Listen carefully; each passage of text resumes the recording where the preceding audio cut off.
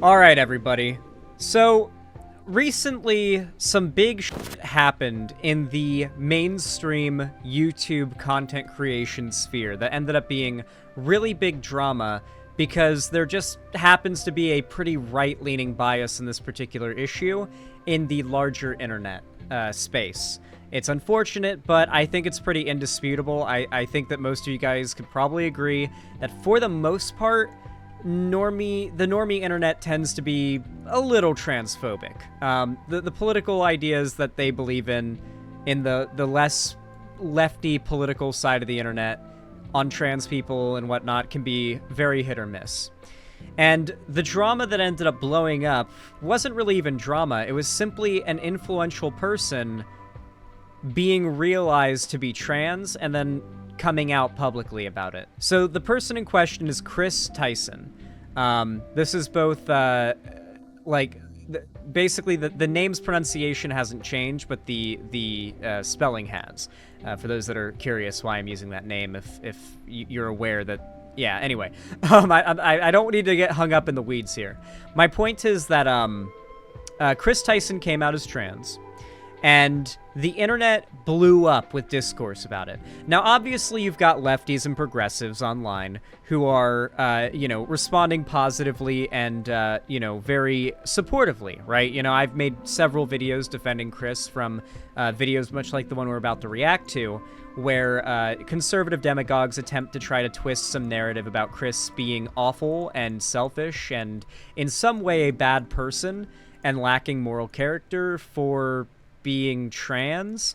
They usually like to argue somehow it's selfish to Chris's family, and then they'll argue that's like why Kris and her wife got divorced, or her ex-wife got divorced.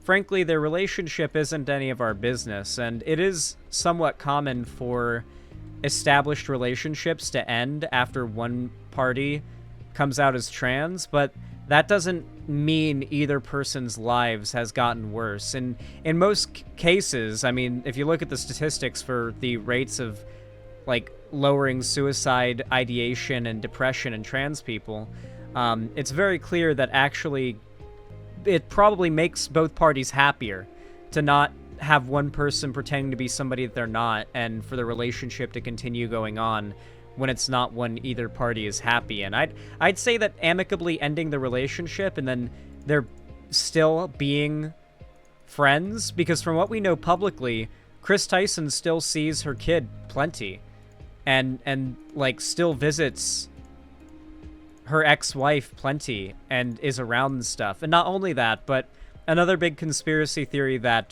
conservatives started pushing around was the idea that MrBeast, who, if you're unaware, Chris Tyson is a friend of MrBeast, that MrBeast is just secretly afraid of getting canceled for not supporting Kris and is just biding his time until he can fire Kris and get away with it.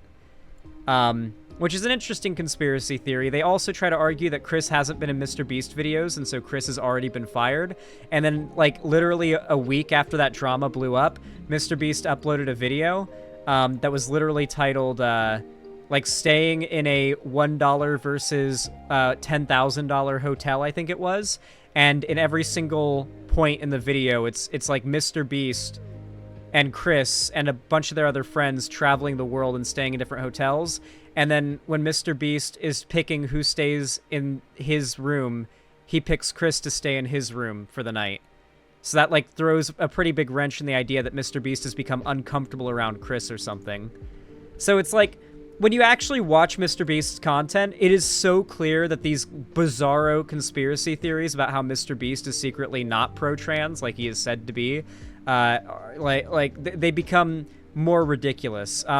Kris has also gone publicly on the record to say MrBeast was one of the first people she ever came out to, and was, of course, accepting from literally, like, years and years and years ago. MrBeast has been, according to Kris, pro-trans for like, since before Gamergate. MrBeast has been aware of Kris questioning her sexuality and has been supportive, or sexuality and sex, sorry, gender, and has been supportive of it. So, like, yeah, to be fair, like, Kris and MrBeast are literally, like, childhood friends. They grew up in, like, bumpkin ass southern Southern America, you know, and they're literally like childhood friends from the South. They're like ride or die buddies, you know. So yeah, like North Carolina. So they are very much like longtime friends, and the fact that they're still friends bodes well for their continued friendship. But at the end of the day, all of this is like the most pointless drama ever, and the only reason anybody is talking about it is because there is a massive moral panic over the existence of trans people, and God forbid the existence of trans people being known by kids. And of course, MrBeast does have a pretty large audience of kids. And so the right, like, heavily has to damage control one of literally the most influential YouTuber in America, in the world, probably, being publicly and openly pro-trans, and not only that, but actively platforming, supporting, shouting out, and, you know, so on, a trans person who he has been friends with and continues to be friends with for literally, like, most of his life. It's just not a good look for the right. It hurts their culture war narrative they're trying to push, so they have been desperate to try to find a way to eke a win out of this, but it's basically just resulted in one of the biggest losing games of a culture war ever on YouTube. The vast majority of YouTube and YouTubers are pro MrBeast, so trying to make a video that criticizes or attacks MrBeast on its own is already a losing position to try to take online. And then on top of that, what these conservatives also don't realize is that MrBeast is mainstream popular, as in outside of the internet mainstream popular, which means his audience actually isn't very prone to conservative values. He does not have anything to gain from ambiguously keeping his politics up in the air a la PewDiePie in order to gain support from both the left and the right, because politics are ambiguous and nobody can really be offended or feel betrayed. But he doesn't do that. Like, MrBeast is just doing whatever. Anyway, like, apparently Lauren Shen made a video about this whole Chris Tyson thing, and apparently it's very much copy and very mad, and she's desperately trying to eke out a win for the right, just like I mentioned before with this one. I haven't seen it, obviously. I don't generally pre-watch any content before I watch it on stream, and if I do, I tell you guys that if I have watched something and how much of it I saw. But yeah, let's get right into it, because I imagine this is going to be some pretty nuclear cringe, and the sooner we start, the sooner it'll be over. Oh! Yeah, she heard. Take a moment on that. Like, how does that feel, publicly saying in front of cameras that you... For the record, most conservative content online is devoid of any attempt to make an argument, and usually it just falls back on trying to splice together an attempt at a cringe compilation, and they'll just kind of use the implication of someone on the left or being, or like someone part of a minority group being cringe as an argument in and of itself, because the target demographic of these YouTubers unironically associate cringe with a moral failing. You are a woman. To even say it to some of the closest friends, it would make... Also, this is an interview between MrBeast's best friend and Anthony Padilla, okay? I like, when you're making a propaganda political video and you're trying to attack Chris Tyson and Anthony Padilla, you're just losing. You're just picking a losing fight. You lost just by picking the fight. It's as simple as that. There was no reality in which you are able to look good. Your right-wing audience and the people who are brainwashed that believe this will, but like the average errant YouTube viewer who stumbled across a Sydney Watson video are not going to respond to this. Make me, like, my hands shake to say it. I would get so nervous. But now I can say I'm a woman. I'm happy to say I'm a woman. It's something that's honestly Yay. so freeing, and I think that is part of what the HRT did for me, was being able to accept myself and being able to look in the mirror and say, yes, you are a woman. So it turns out that the individual who left his child and his wife to play dress up and make believe.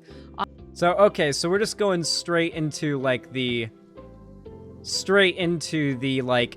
viciously insulting this person and claiming they're a piece of shit and, like, left their family. So, the actual public knowledge that we have is that Chris Tyson and her ex-wife got an amicable divorce. They are still on speaking terms and spend time together regularly. Chris Tyson regularly posts photos of them together on her social media, including her Twitter, where it's like her kid, and her ex-wife there. So it doesn't really seem like they have a bad relationship or it ended on bad terms. It seems more like a mutual understanding. Now, to be clear, Lauren Chen, I'm pretty sure, has said that she is not in favor of divorce being legal. If you guys are unaware, as of late, the right has gotten very mask off with their position on divorce, particularly if it's the woman initiating it and it's a no-fault divorce. They outright want to ban it. Just Pearly Things kind of really brought it into the sort of narrative, the discussion. And since Just Pearly Things made it like a popular talking point, the right overall online has started to embrace, maybe we should ban women from being able to get divorces. Yeah, Steven Crowder and the divorce he's going through was also a big spurning of this idea. So a few really big right-wing figures basically got fucked over in divorces, and rightly so. And some other figures started advocating for the banning of divorce, and so now people like Lauren Chen will literally just say divorce, and to a conservative audience, that is like saying murder. Hell, they do that with abortion too. They want you to hear the word abortion and hear the word murder instead of the word abortion. So yeah, they're pretty good at that. Online for the congratulation of strangers. Yeah, it turns out that he is an even worse person than I would have thought, which is saying something. Yeah, let's talk about Chris Tyson. Now, Chris Tyson is someone you've probably heard of as one of the sidekicks attached to MrBeast, and MrBeast is, of course, the largest YouTube channel out there. With that said, though, Chris Tyson does have a channel and I'm really curious how long a lot of these conservative figures making so the first person who did this and just got absolutely reamed out was Sunny V2. Sunny V2 made a video going after Kris after she came out, and the entire internet jumped down Sunny V2's throat. It was like the most validating moment ever, because I knew Sunny V2 was a piece of shit for a while and had made several videos on him before, and then like finally he did something so bad and so cringe that got so much attention that all of YouTube blew up. Now, Lauren Chen is a much more niche content creator than Sunny V2. So I'm curious when one of these conservatives gets one of their anti-MrBeast, anti-Chris Tyson videos so much attention that, like, Philip DeFranco covers it. Philip DeFranco covered the Sunny V2 thing and, like, shit on Sunny V2 for that video. Like, every big mainstream YouTube figure was shitting on Sunny V2 for that video. And I'm really curious to see what's going to happen when mainstream YouTube finds out about this contrived moral panic the right is trying to make over MrBeast's friend. Popularity in his own right with millions of subscribers. You see, Kris has proven to be somewhat of a controversial figure, and not just for some dumb, stupid YouTube reason like, oh, he rapped the N-word as part of a song. No.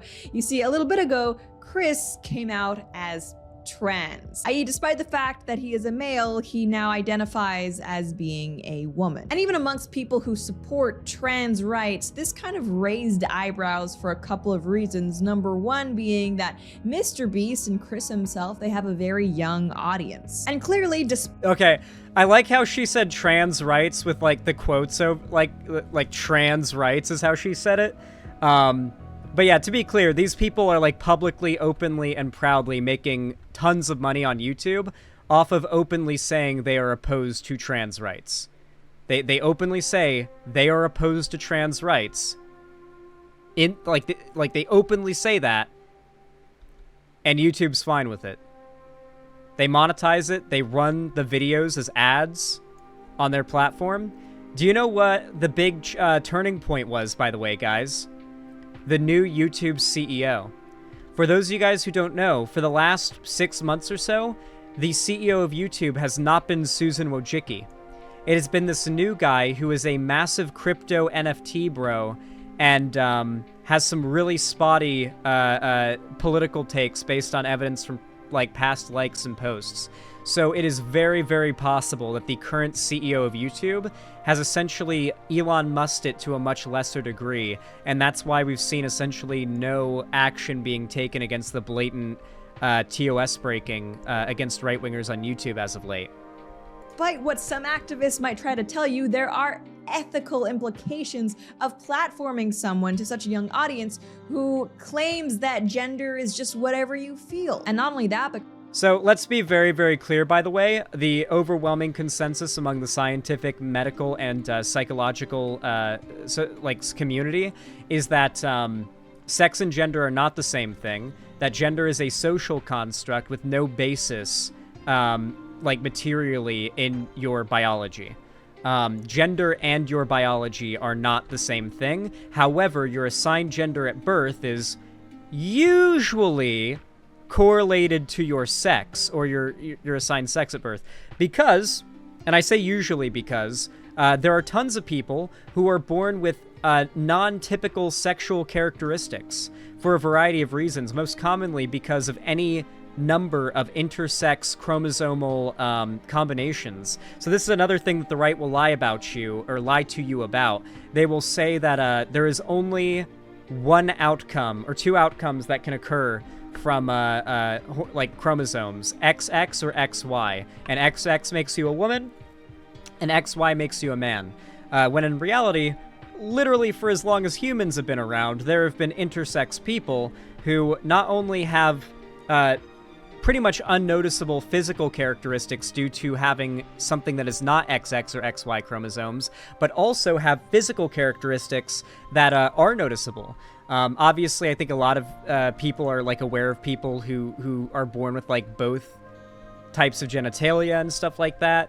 It's not an unheard of thing, but conservatives want you to turn your brain off and just sort of assume that the world is the simple, straightforward fantasy that they're trying to make in your head, because it's easier for them to sell you on this worldview. Chris has come out and explicitly endorsed cross-sex hormone treatment for minors, which, by the way, is something that is now being banned in European countries. So, things getting banned in countries that are politically opposed to trans people is not an argument in favor of banning the thing, particularly when the experts of all of these medical and scientific associations are actively speaking out against these countries and these state governments that are banning these medical treatments. Literally yesterday, we watched Jon Stewart do a fantastic debate with one of the legislators of Arkansas, and she was there blustering, trying to say, well, we got experts who have big concerns about allowing children to get access to this. And Jon Stewart's like, who are these experts?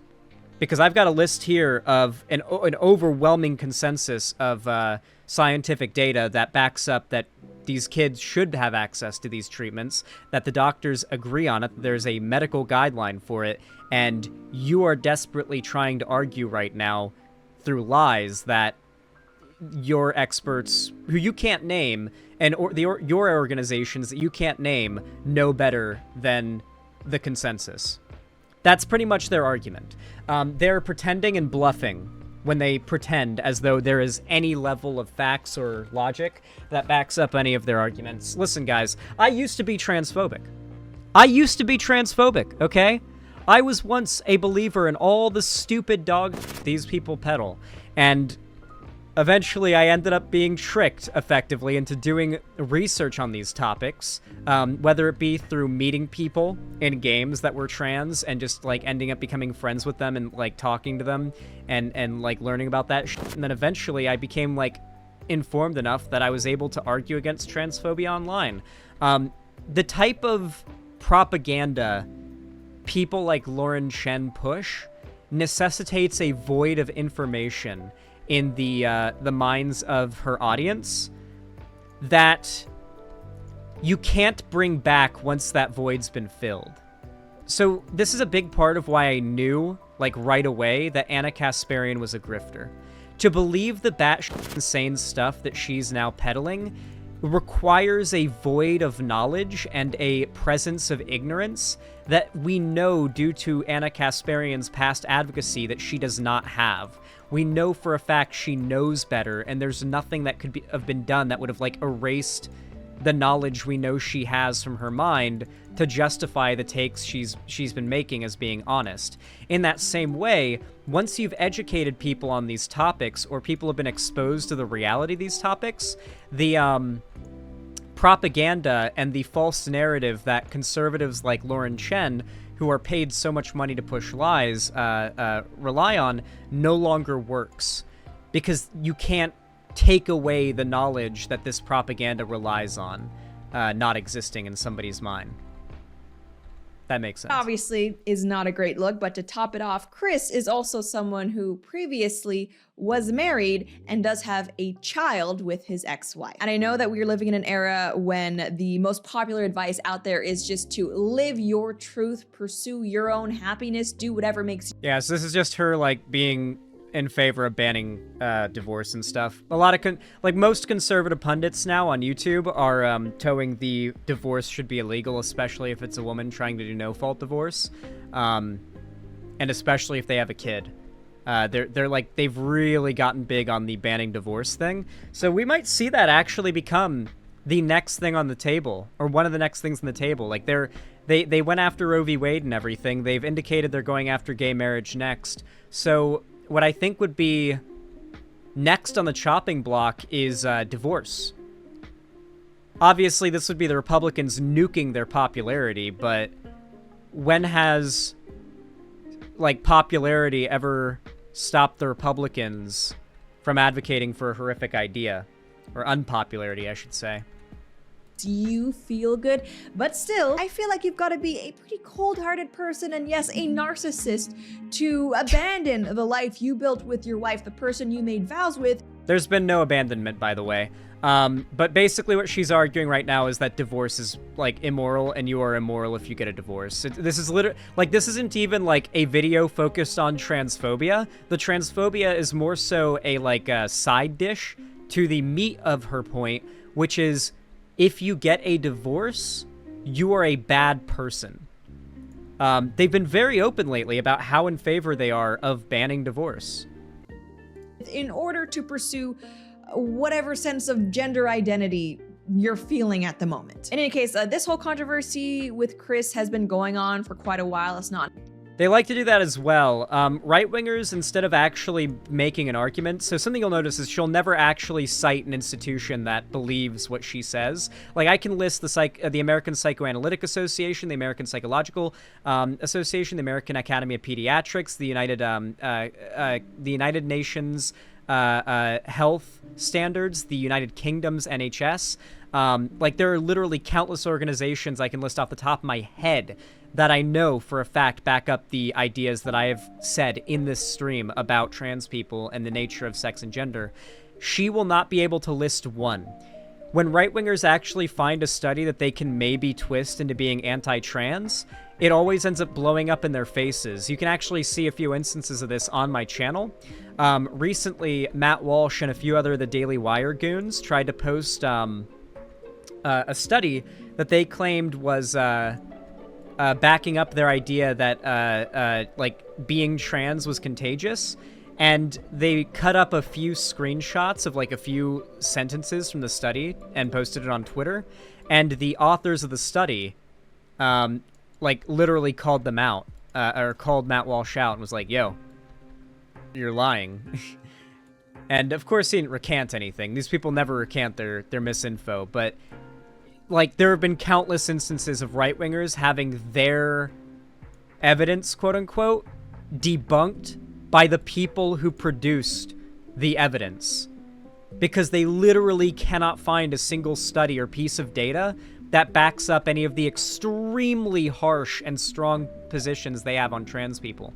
That's the fact of it, by the way. Conservatives have such a strong position on trans people. The argument they're trying to make is in itself really hard to prove compared to the argument the left is trying to make. The left simply argues that there is a statistical, inarguable fact that gender transition helps people with gender dysphoria. The right is trying to argue a massive conspiracy narrative that is literally impossible to prove with studies. So, like, there's just no reality where they can actually substantiate their beliefs.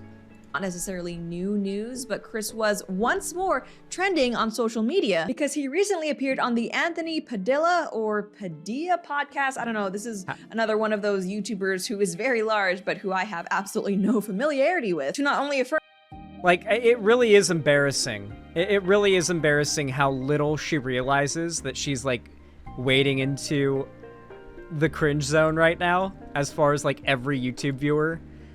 Like, that's literally Anthony from Smosh. That guy literally formed an entire generation. Like, if she is trying to get Zoomers to watch her content, she alienated so many Zoomers with that statement there.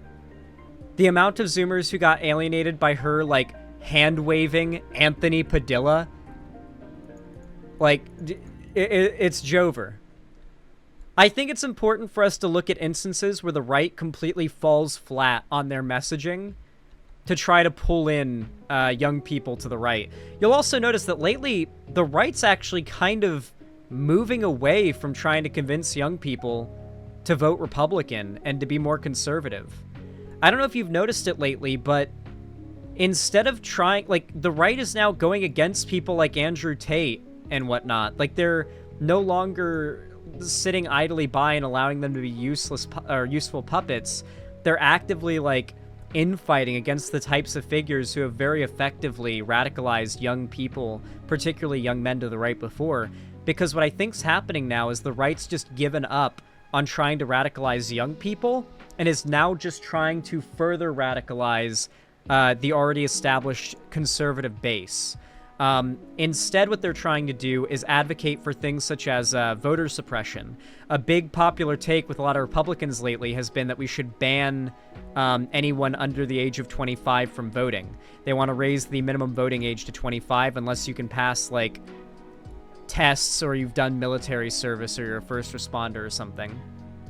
And the reason for this, the reason they want to ban people under 25 from voting in elections is because young people don't vote Republican. So the Republicans' solution to that is to ban young people from voting.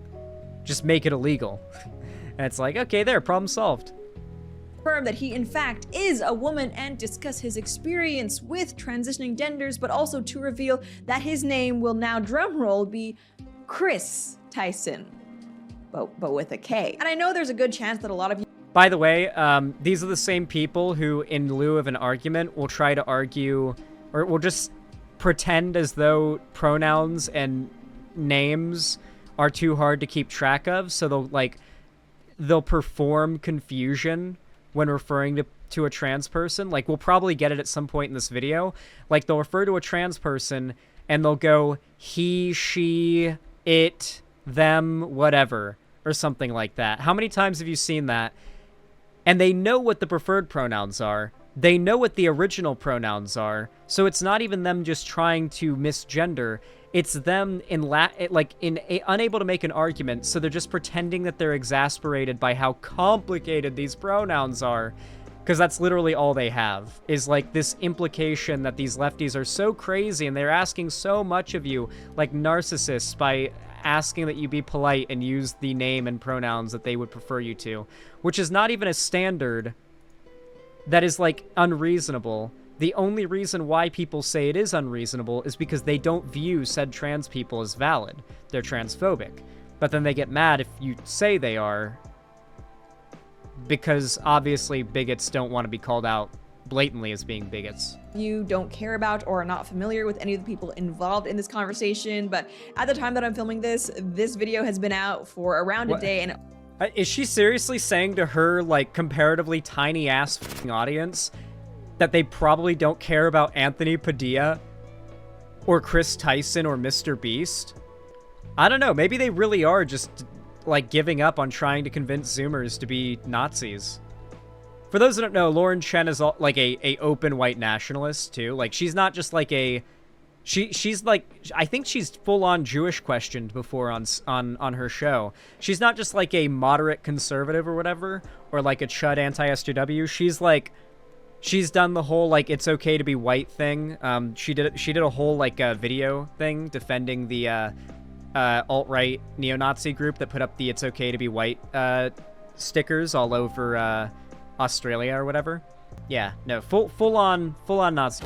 Hold on a second. 1, 2, 3, 4, 5, 6, 7, 8, 9, 10, 11, 12. Okay, here should be diamond depth.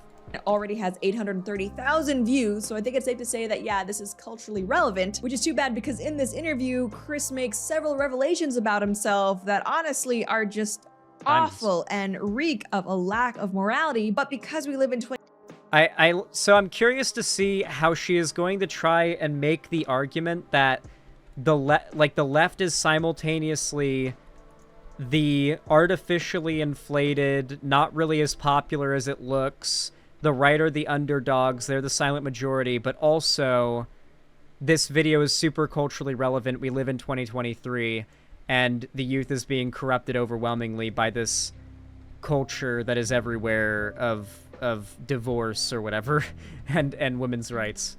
2023, Kris, for displaying some of the worst ethical and rational standards imaginable under the guise of being trans, he's actually being celebrated for this. Yeah, so I thought we should take the time to unpack it all, but before we do, I want to say a big thank you to today's sponsor, Patriot Gold. There's a lot of economic and financial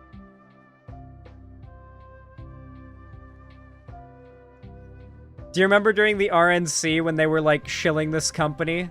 The company for buying gold? It's almost, yeah, they've really gotten into shilling gold lately. You know, that's actually really good evidence for what my point, that they're moving away from shilling to the left these days, or to kids. Their advertisements at the RNC, the sponsorships lately are for like golf and like male vitality pills for middle-aged men and buying gold.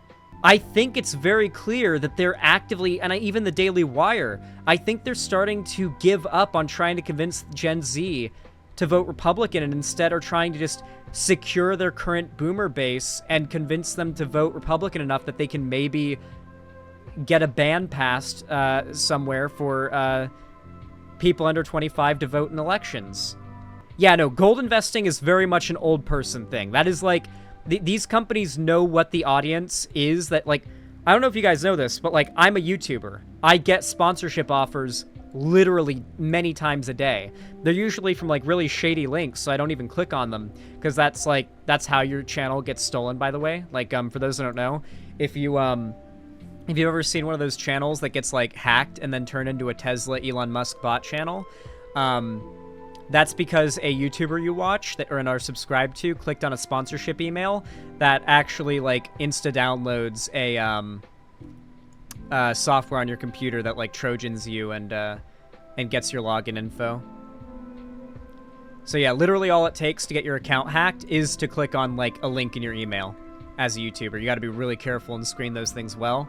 Like these sponsorship companies know what audience watches your content. They do vigorous research on like whether or not your channel fits their branding and their demographic, and they will not keep a contract up with you if you are not having good results that they expect with your contract with them.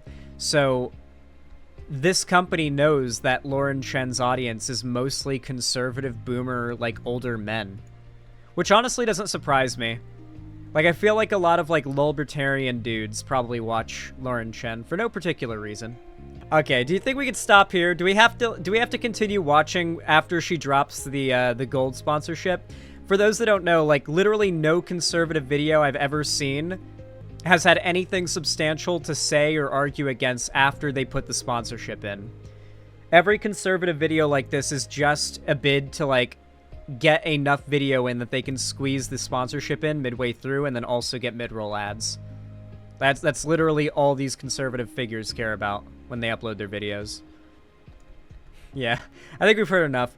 Basically, overall, they've gone from MrBeast is like secretly transphobic like them, but has to hide it, to MrBeast is now supporting it, to MrBeast actually fired Kris behind the scenes, but that didn't actually end up being the case, to now coping with whatever arguments they can make about how Kris existing in MrBeast videos is a moral bad thing, but they don't have anything, there's no win for them in this. Like, they can just, you know, be angry and transphobic if they want to, but there's no point in the video where they get an epic own, you know?